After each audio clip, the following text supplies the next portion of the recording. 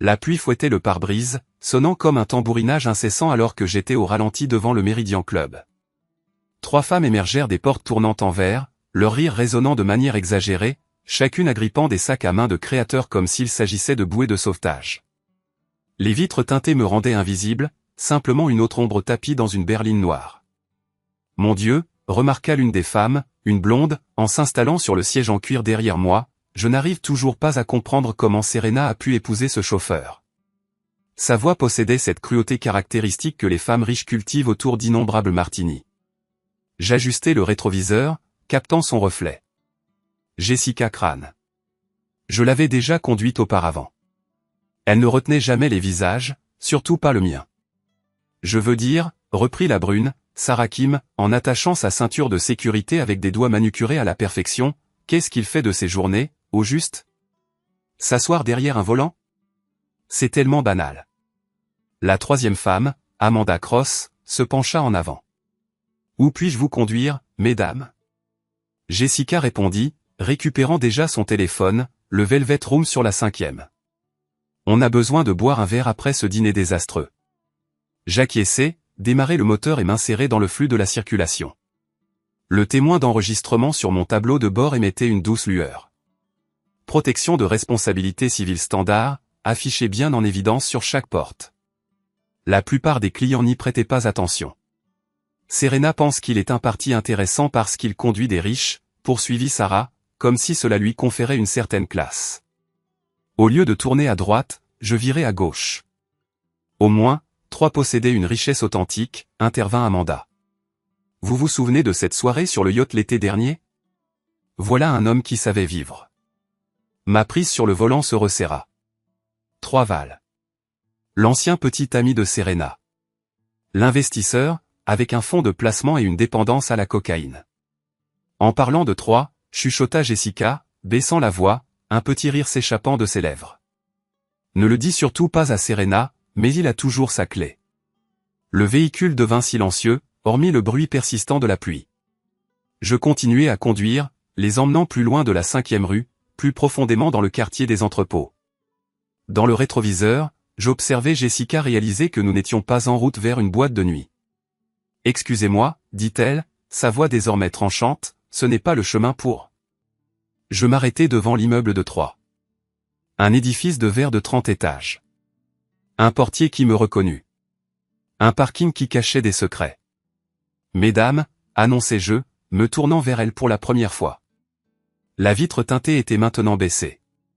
Elle pouvait maintenant voir mon sourire. Passez une excellente soirée. La bouche de Jessica s'ouvrit. Le visage de Sarah se vida de sa couleur. Amanda tâtonna pour trouver la poignée de la porte. « Attends, balbutia Jessica. Vous êtes Nat Kellum, déclarai-je. Le mari de Serena. Le chauffeur. » Elles se précipitèrent hors de la voiture comme si elle était en flammes, leurs talons claquant sur le trottoir détrempé par la pluie. Je les regardai disparaître dans le hall de 3, puis vérifiai mon téléphone. L'enregistrement avait tout capturé. Leur voix, leur rire, leurs secrets. Surtout la révélation concernant 3 possédant toujours la clé de Serena. Je rentrai chez moi en voiture à travers les rues désertes, les essuie-glaces marquant le temps comme une marche funèbre. La pluie s'intensifia. L'audio dans l'habitacle était d'une clarté irréprochable. Aucun bruit parasite. Une netteté absolue. J'étais assis dans mon bureau à domicile à 3 heures du matin, le logiciel de montage illuminant l'écran, découpant méticuleusement le condensé de 2 minutes qui allait tout changer de manière irrévocable. La voix de Jessica, je n'arrive toujours pas à croire que Serena épouse ce chauffeur. Le rire de Sarah, qu'est-ce qu'il fait de ses journées, au juste? S'asseoir derrière un volant? La confidence d'Amanda, ne le dit surtout pas à Serena, mais 3 a toujours sa clé. Je le gravai sur une clé USB et l'étiquetai avec la date d'hier. Pas de message, pas d'explication nécessaire. Simplement la vérité brute, enregistrée légalement en vertu d'un avis affiché dans un véhicule commercial. Serena dormait encore paisiblement lorsque je glissai discrètement la clé dans son tiroir à maquillage, niché parmi les rouges à lèvres et les pinceaux de fond de teint dont elle ne remarquerait jamais l'absence. Elle avait un vol tôt pour Chicago pour une conférence de relations publiques. Timing parfait. Je finissais ma 2e tasse de café quand elle la découvrit. Qu'est-ce que c'est que ça? Elle se tenait dans l'encadrement de la porte de la cuisine, la clé USB dans sa paume comme une pièce à conviction. Je levai les yeux de mon journal. Écoute-la et tu comprendras. Son expression changea tandis qu'elle écoutait. D'abord, la confusion, puis la reconnaissance. Puis quelque chose qui ressemblait à de la panique. Quand ce fut terminé, elle posa l'ordinateur portable, ses doigts tremblants. Où as-tu trouvé ça? Elles ont voyagé avec moi mardi soir, répondis-je. On demandait le Velvet Room. Je les ai emmenés ailleurs d'abord. Tu as enregistré mes amis? Je fis un geste vers l'avis de responsabilité civile affiché sur notre réfrigérateur. Le même texte que dans ma voiture. Protection standard. Elles ont signé des décharges lors de la réservation. C'est dingue, Nat. Tu ne peux pas juste. Ne pas juste quoi? Les conduire où elles désiraient aller? Enregistrer les conversations dans mon propre véhicule avec un avis affiché? Je pliai soigneusement le journal. Ou est-ce que je ne peux simplement pas vous laisser entendre ce que vos amis pensent réellement de moi? Elle fixa la clé USB comme si elle pouvait la mordre. 3 n'a pas ma clé. J'ai changé les serrures l'année dernière. Je souriais. Les en avez-vous informés? Son silence fournissait une réponse amplement suffisante. Je dois partir pour l'aéroport, dit-elle finalement. Bon voyage. Je la regardais faire ses bagages, ses mouvements efficaces trahissant une fuite pratiquée. À la porte, elle se retourna. Quand je rentrerai, nous parlerons de ça. La prochaine fois que tu parleras de moi, dis-je, vérifie qui écoute.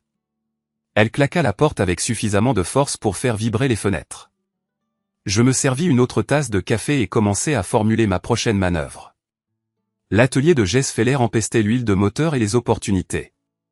Nous nous connaissions depuis le lycée, à l'époque où il réparait des motos et où je rêvais de faire de la course. Maintenant, il installait des systèmes de gestion de flotte pour des entreprises de transport de luxe. Tu veux des données sur les itinéraires des amis de ta femme? Il s'essuya les mains sur un chiffon graisseux, me regardant comme si j'avais une deuxième tête. Rien d'illégal, juste ce qu'elles fournissent volontairement lorsqu'elles réservent des trajets. Je me suis appuyé contre son établi. Publication publique sur les réseaux sociaux, horaire de prise en charge qu'elle me donne elle-même. Pourquoi? Parce que j'en ai marre d'être invisible. Jess hocha lentement la tête. Il comprenait. Invisible. Son ex-femme l'avait soumis à ce sentiment pendant 8 ans avant de le quitter pour son professeur de tennis. Je peux suivre les schémas de prise en charge, croiser les données avec les médias sociaux, les enregistrements d'événements, dit-il. Mais ça donne l'impression que quoi? Que tu vas à la guerre. Je souris. Je suis déjà en guerre.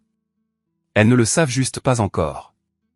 Il ouvrit un programme de cartographie sur sa tablette. Donne-moi des noms.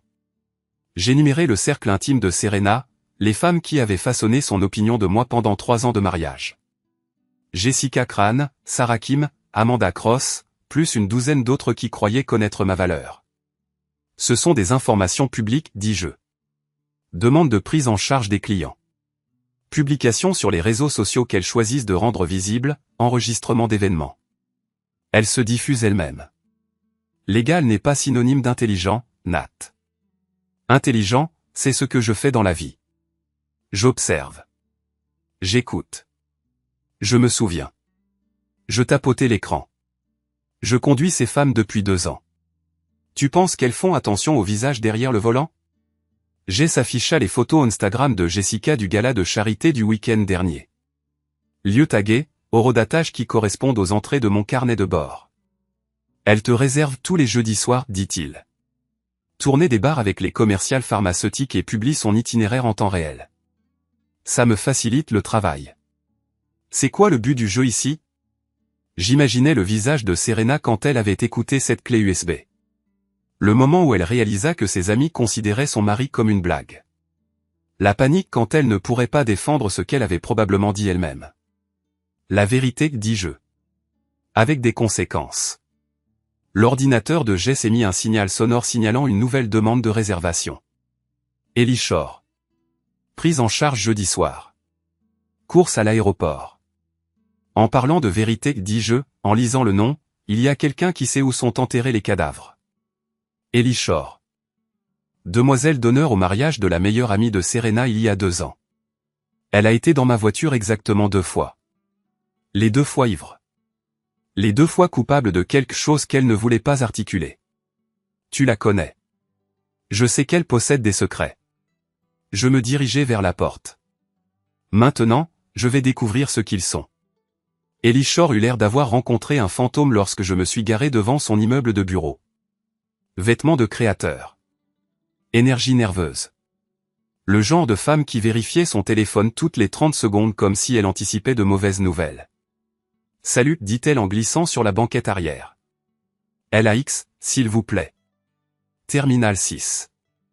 Je la reconnus instantanément. Les cheveux roux, les yeux coupables, la façon dont elle tripotait son alliance comme si c'était la preuve d'un crime. Je ne vous ai pas revu depuis le mariage Patterson, dis-je en m'insérant dans la circulation. Son visage pâlit. Vous vous en souvenez? Je me souviens des visages. Surtout ceux qui ont l'air inquiets. Le trajet jusqu'à LAX dura 43 minutes. Pendant les 30 premières minutes, elle resta silencieuse. Puis, l'arôme de l'alcool imprégna l'air.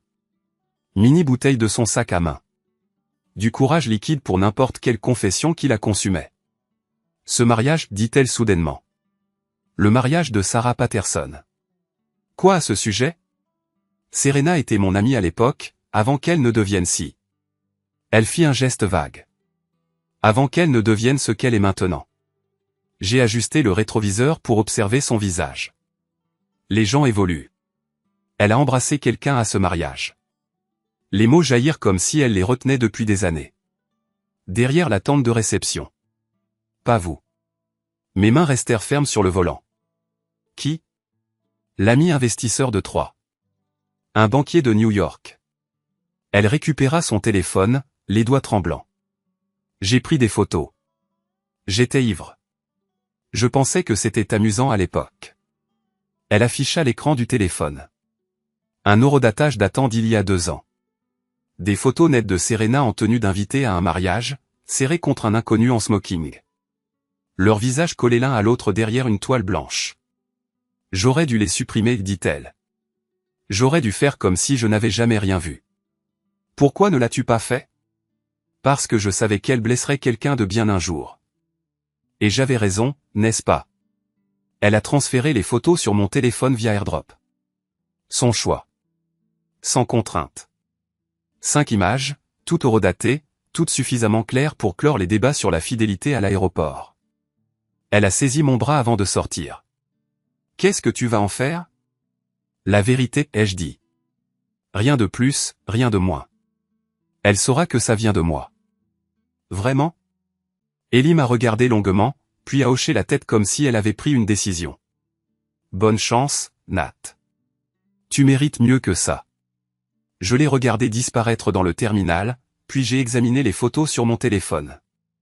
Le visage de Serena pris en flagrant délit de trahison, conservé dans un ambre numérique. Je suis rentré chez moi, puis j'ai gravé une deuxième clé USB. Celle-ci n'a reçu aucune étiquette, juste une date qui aurait une signification profonde pour la femme qui l'avait effacée de sa mémoire. La soirée sur le toit du Pantouz Club représentait la soirée suprême de Serena. 200 invités étaient attendus, avec un bar ouvert et les lumières de la ville s'étendant à l'horizon. Elle avait consacré des semaines à planifier méticuleusement cet événement, le proclamant comme le moment décisif de sa carrière avec un panache théâtral qui rendait nos conversations dignes d'une pièce de second ordre. Moi, cependant, je n'étais pas invité. Au lieu de cela, j'étais affecté à assurer un service de navette VIP. Comme l'avait expliqué la coordinatrice de l'événement, cela impliquait un transport discret pour nos invités les plus prestigieux. Tu seras invisible, comme il le préfère, avait-elle déclaré. Invisible, le mot même qui avait fini par définir mon mariage. Troisval était ma deuxième prise en charge de la soirée. Il a choisi d'occuper le siège passager avant, un écart par rapport à la norme pour quelqu'un de son rang social, bien qu'il ait toujours eu un comportement particulier. Il dégageait une arrogance subtile mais qui avait beaucoup de poids. Pantouz Club, a-t-il déclaré, sans aucune formule de politesse. Grand événement ce soir, ai-je répondu. L'affaire de Serena, ça devrait être intéressant. La façon dont il a prononcé son nom a fait se contracter mes dents, comme s'il en était le propriétaire. Êtes-vous encore en contact?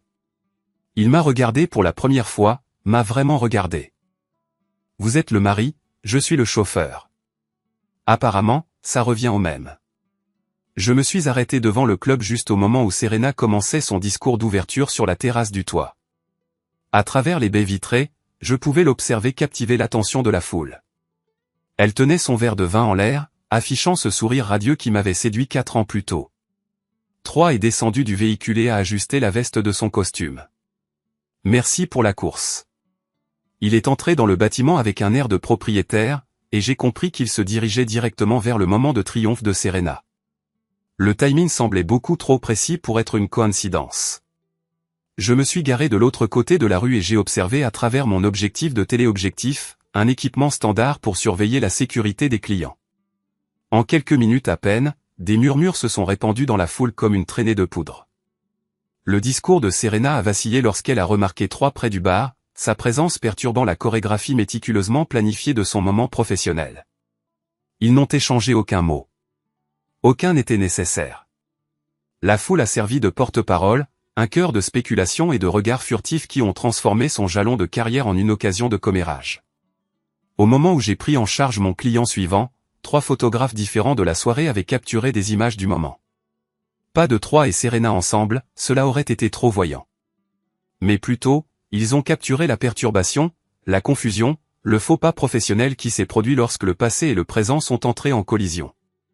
À 23 heures, Serena m'a coincé près de l'ascenseur de service. « Qu'est-ce que tu crois faire ?» Je lui ai maintenu la porte ouverte, conservant un sourire professionnel. « Assurer des services de transport. »« Tu as amené Troy ici ? À mon événement ? » Il a réservé une course. Je l'ai conduit à sa destination demandée. Son visage était rouge de vin et de colère. « C'est ma carrière, Nat. Ma réputation. Je suis au courant. Alors pourquoi ? » L'ascenseur a sonné. Un flash d'appareil photo a jailli de l'autre côté du hall alors qu'un photographe capturait notre échange tendu, l'encadrant avec les lumières de la ville en arrière-plan. Elle a saisi mon bras. Nous n'avons pas fini d'en discuter. En fait, ai-je déclaré, en entrant dans l'ascenseur, je crois que si. L'email anonyme est parti à 6 heures du matin le lundi. Il ne contenait aucune adresse de retour, aucun message. Simplement un fichier audio de 2 minutes joint aux adresses que j'avais extraites de la liste de contacts de Serena, y compris son agence de relations publiques, ses plus gros clients et son réseau professionnel. L'audio était net, légal et dévastateur. La voix de Jessica se moquant de notre mariage, les rires de Sarah à propos de ma profession, la trahison désinvolte d'Amanda concernant la clé de Troy. Tout avait été enregistré avec un avis affiché, à l'intérieur d'un véhicule commercial agréé. Dès 9 heures du matin, le téléphone de Serena sonnait sans cesse. « Ils veulent savoir d'où viennent tes sources et quelles sont tes méthodes d'enregistrement », a-t-elle déclaré, arpentant notre cuisine comme un animal en cage. Ma réputation est remise en question parce que mon mari dirige apparemment une opération de surveillance. J'exploite un service de transport avec une protection de responsabilité standard. Évite de jouer avec les mots avec moi, Nat. J'ai versé du café et vérifié mon téléphone. 3 nouvelles demandes de réservation étaient arrivées pendant la nuit, dont une de Sarah Kim, qui apparemment n'avait pas encore fait le rapprochement. Tes amis discutaient d'affaires privées dans un véhicule commercial avec des avis d'enregistrement clairement affichés, ai-je déclaré. C'est leur choix, pas le mien. C'est de la folie. Tu détruis ma carrière à cause de commérages. Je ne détruis rien. Je m'assure simplement que les bonnes personnes entendent ce que tes amis pensent réellement. Elle a jeté sa tasse de café à travers la pièce. Elle s'est brisée contre le placard, laissant une tache brune qui ressemblait à du sang séché. Répare ça, a-t-elle exigé. Réparer quoi ? Le fait que tes amis n'aient aucun respect pour ton mariage, ou le fait que tu ne l'aies jamais défendu ? Son téléphone a sonné à nouveau. Elle l'a ignoré, mais j'ai pu distinguer l'identification de l'appelant, Jessica Crane. Ils ne veulent même plus prendre mes appels maintenant, a dit Serena doucement. J'ai presque ressenti une pointe de sympathie pour elle, presque. Après son départ pour des réunions de gestion de crise, j'ai découvert une enveloppe sous mon essuie-glace. Elle ne portait ni signature, ni adresse de retour. Simplement un ticket de voiturier de l'immeuble de Troyes avec son numéro d'appartement inscrit à l'encre rouge. Quelqu'un observait. Quelqu'un voulait que je sache qu'il était attentif. J'ai démarré le moteur et me suis dirigé vers le quartier des entrepôts, songeant aux clés, aux opportunités et aux genres de secrets que les individus fortunés dissimulaient au sein de tours de verre. L'immeuble de Troyes était équipé de caméras de surveillance, mais elles ne couvraient pas les cages d'escalier du parking. Je l'avais remarqué lors de mes précédentes visites. On acquiert ce genre de détails lorsqu'on consacre sa vie à naviguer dans l'architecture urbaine.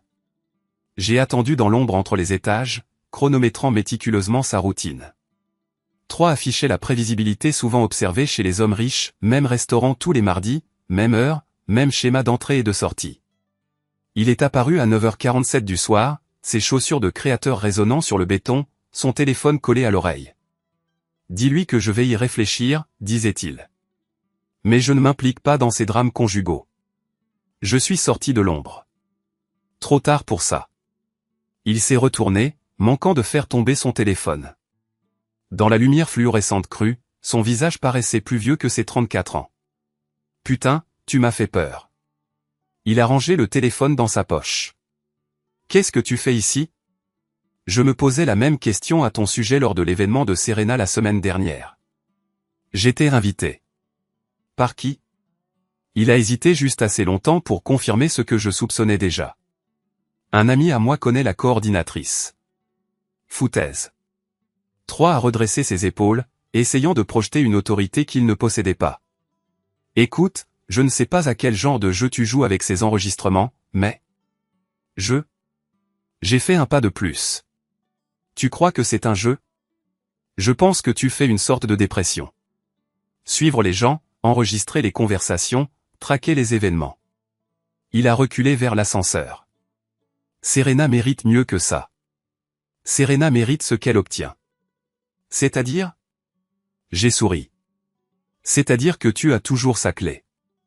Son visage a pâli. Comment tu as ? Non, parce que ses amis ne savent pas tenir leur langue. Pareil pour toi, apparemment. Je me suis déplacé avec plus de rapidité qu'il ne l'avait prévu, saisissant son téléphone avant qu'il ne puisse appuyer sur le bouton de l'ascenseur. La cage d'escalier en béton a amplifié le son lorsque l'écran a heurté le sol, se fissurant en motif de toile d'araignée. C'est un téléphone à $1200, a-t-il déclaré. Envoie-moi la facture. J'ai récupéré l'appareil cassé et l'ai jeté dans une bouche d'égout, où il a disparu dans l'obscurité avec un plouf satisfaisant. Reste loin de ma femme, ai-je déclaré. Sinon quoi ? Je me suis penché suffisamment près pour sentir son coûteux parfum. Sinon, je cesserai d'être raisonnable. L'ascenseur a sonné derrière nous. Une cabine vide, timing parfait.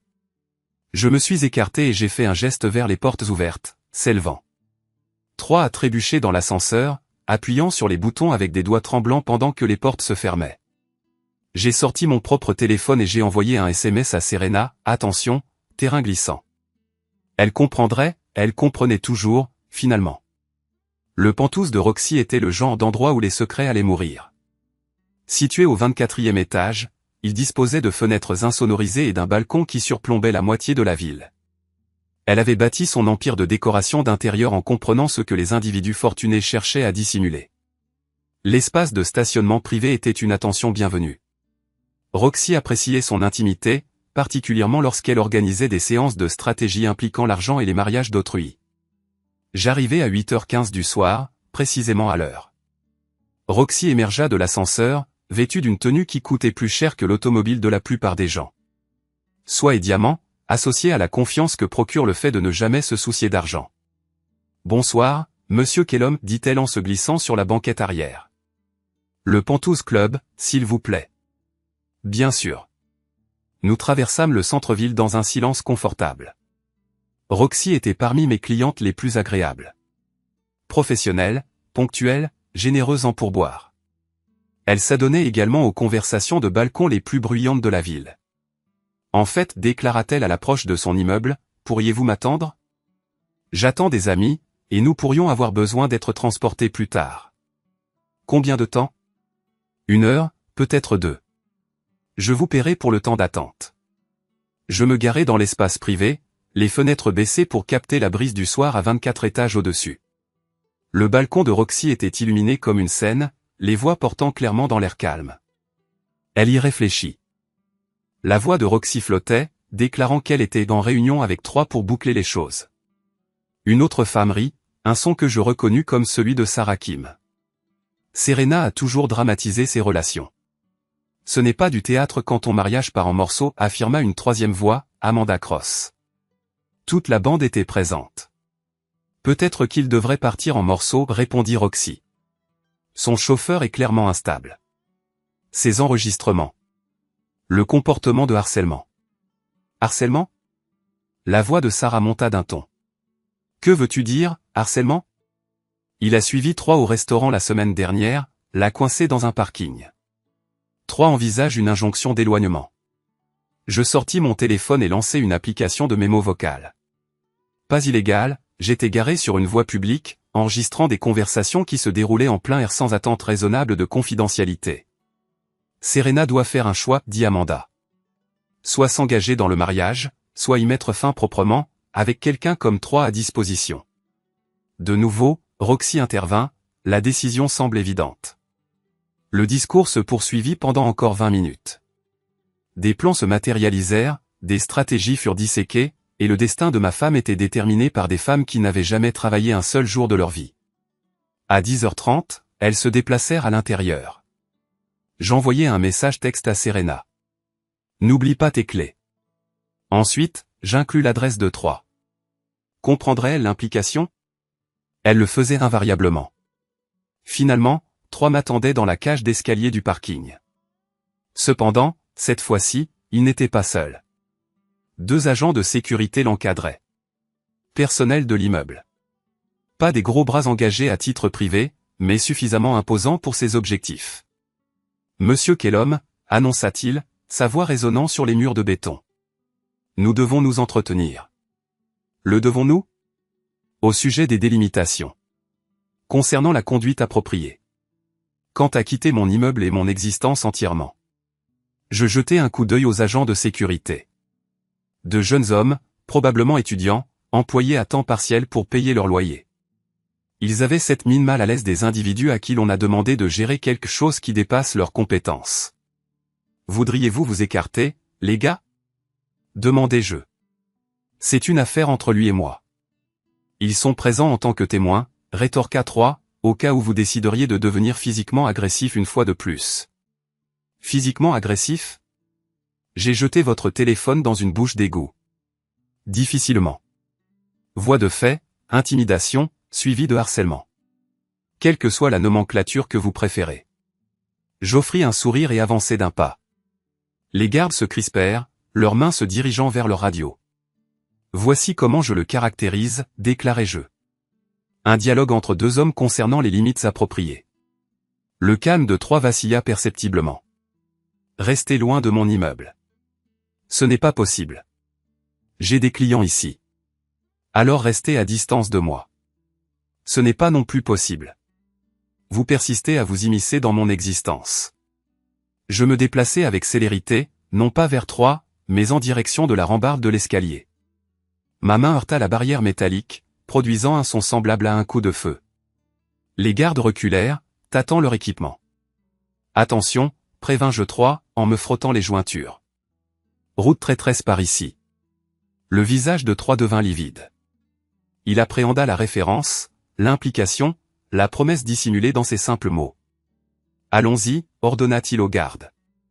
Ils se retirèrent vers l'ascenseur, la formation professionnelle luttant contre un malaise personnel. Alors que les portes se fermaient, j'aperçus le reflet de 3 dans le métal poli, l'appréhension se faisant passer pour de la colère, l'autorité sapée par des mains tremblantes. J'ai récupéré mon téléphone et capturé une image de la cage d'escalier, du béton, des néons et de cette architecture institutionnelle qui facilite les disparitions. Ensuite, je l'ai transmise à Serena, accompagnée d'une simple phrase. Parcours prudent et perfide. Elle comprendrait le message. Elle comprenait toujours. Finalement. Tandis que je retournais à ma voiture, je contemplais les limites, les conséquences et la frontière ténue entre la justice et la vengeance. Je ne transgressais pas cette ligne. Pas pour l'instant. Mais je m'en approchais.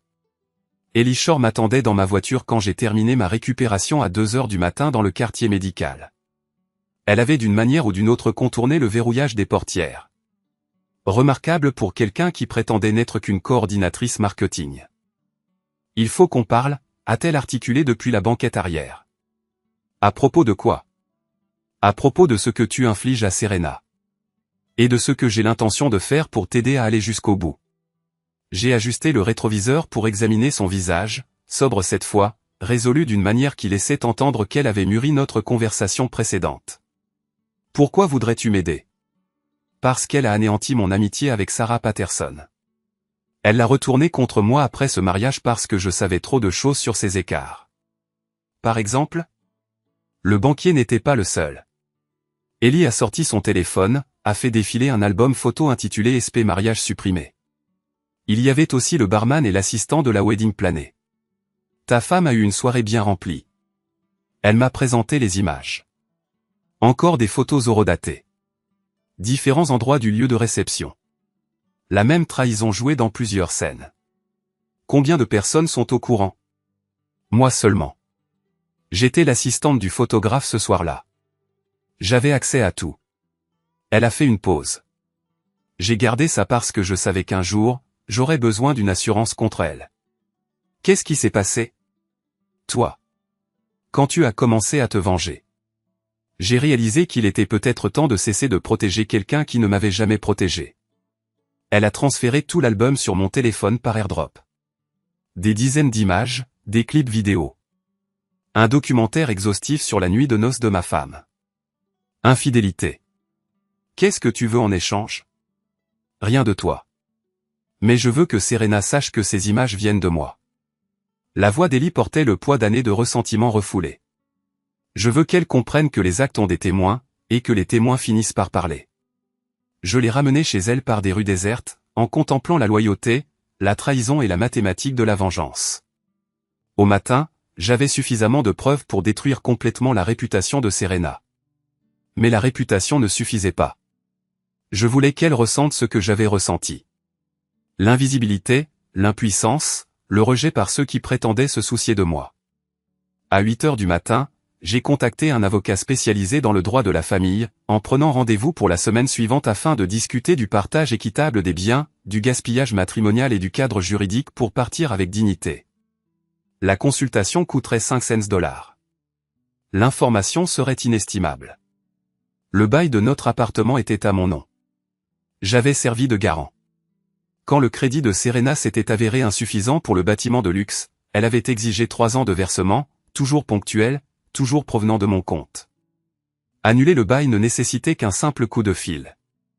Un préavis de 30 jours est standard, m'a expliqué la gestionnaire immobilière. Mais, compte tenu de vos antécédents de paiement exemplaires, nous pouvons accepter une résiliation anticipée moyennant une modeste indemnité.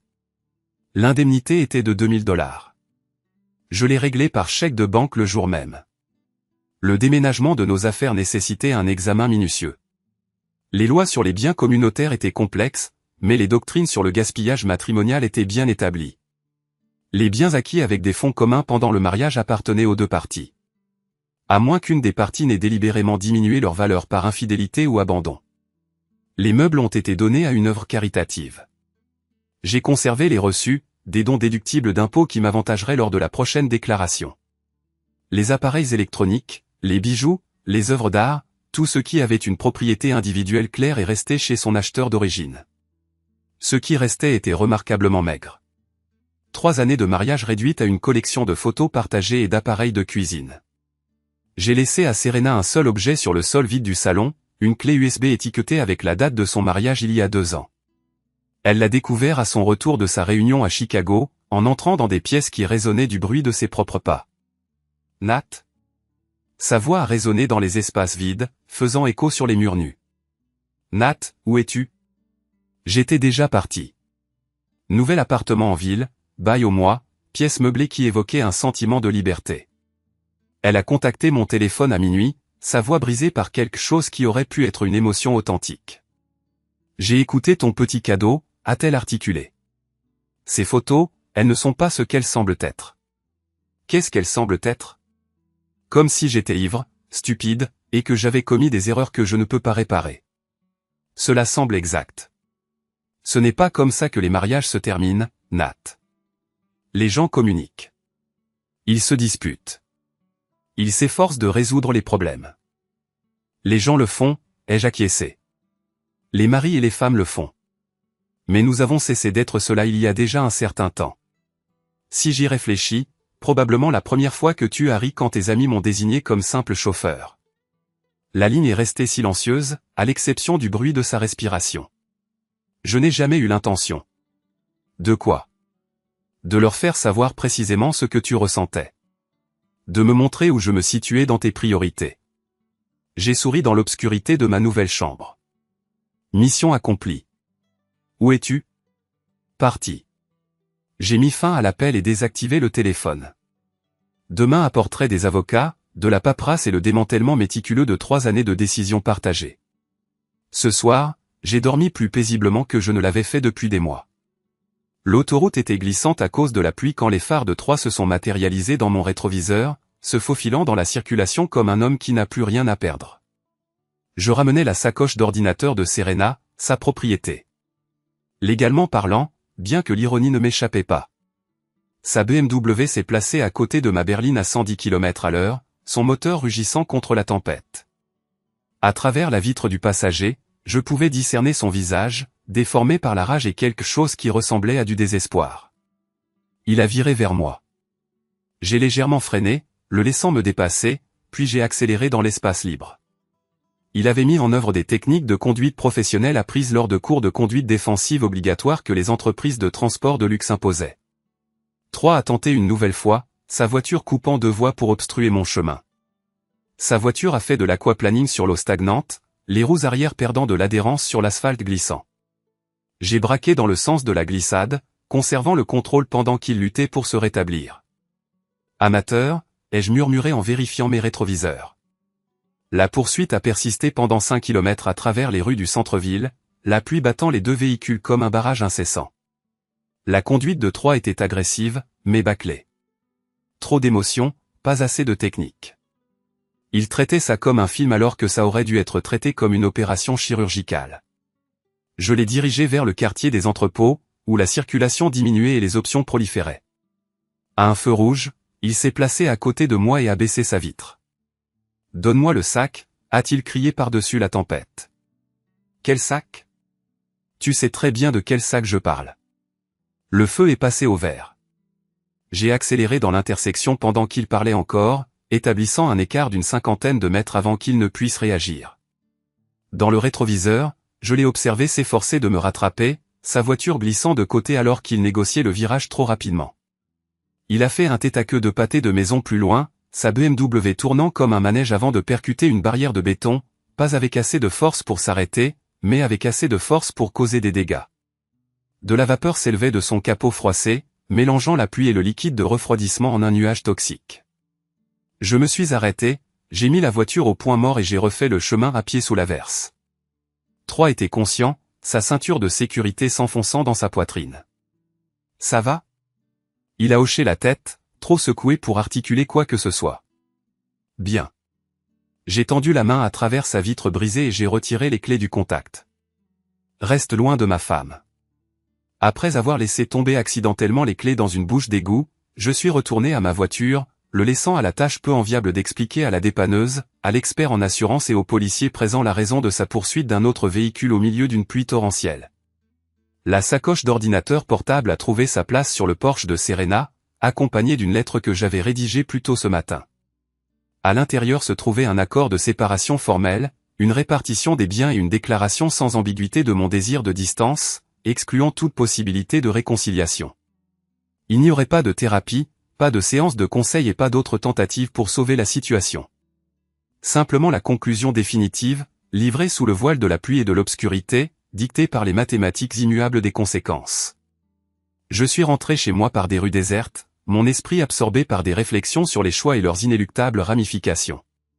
Certaines tempêtes sont endurées, d'autres sont simplement survécues. Cette tempête particulière touchait à sa fin. Hej Nana, har du fået fri eller hvad? Shrek kind of vibe. Ah? Vi har sgu savnet dig hele streamen faktisk. Jeg tror at den kommentar der er kommet mest i dag, det var fanden Nana henne. Jeg er lige kommet hjem. Dejligt.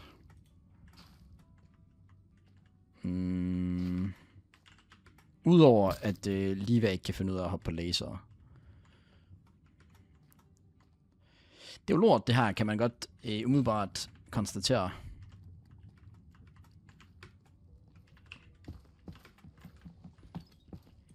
Hvad fanden? Hvad? Nå.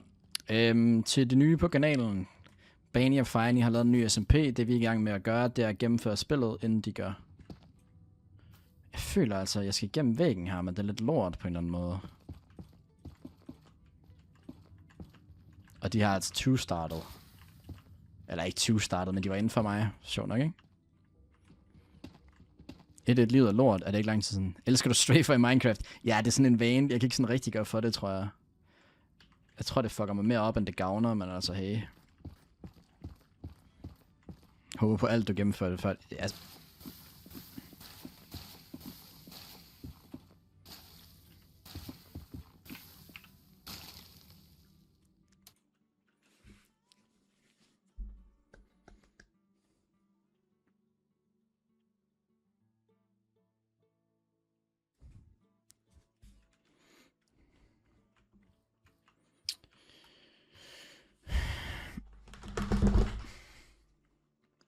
Okay.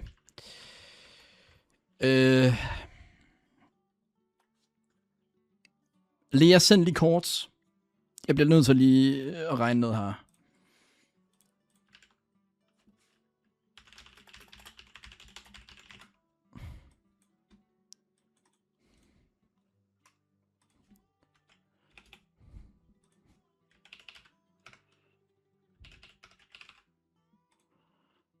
Minus 900, minus 900. Det føler jeg ikke passer.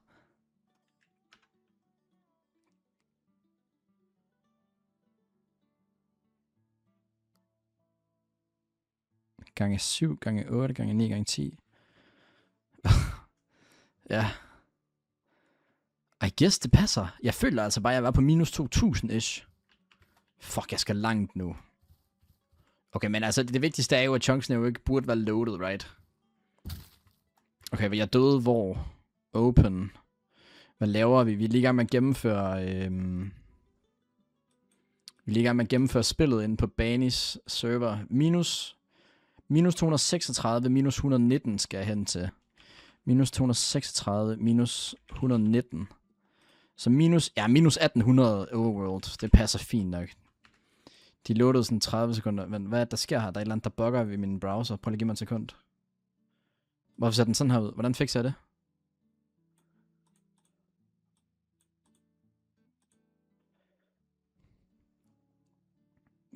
Jeg forstår ikke, hvad der sker. Der er et eller andet... altså, det er bug, eller hvad? Tror jeg ikke. Jeg refresher lige. Jeg kan ikke lige se jeres beskeder. Hvad der sker? Hallo? Nu lukker jeg den og åbner det igen, så. Nå ja, og til alle de andre nye, hvis man undrer sig over, at jeg lige pludselig har næsten 4.000 følgere, så er det followbot, ikke af mig selv. Vil du ikke kalde det Fine server? Gider ikke høre ham Banis navn, det skulle få ulækkert. Lol. Hatermisen. Mods, lav en raffle ovenpå, at jeg er død. Vi er ligeglade med hvad?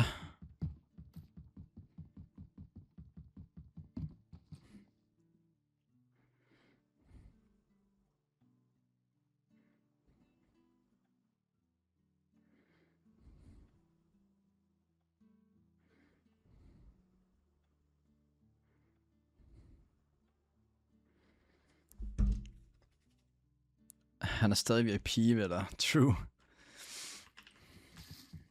Jeg har bare en trang til mere.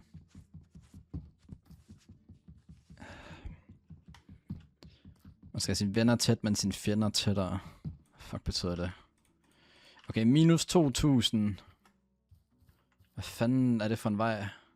Det er simpelthen den her vej. Hvordan fanden kan det være det? Aldrig hørt det. Jo, man skal have sine venner tæt, men keep your friends close, your enemies closer. Stop med at lege youngboy. Ja. Nå, det var til Smilla.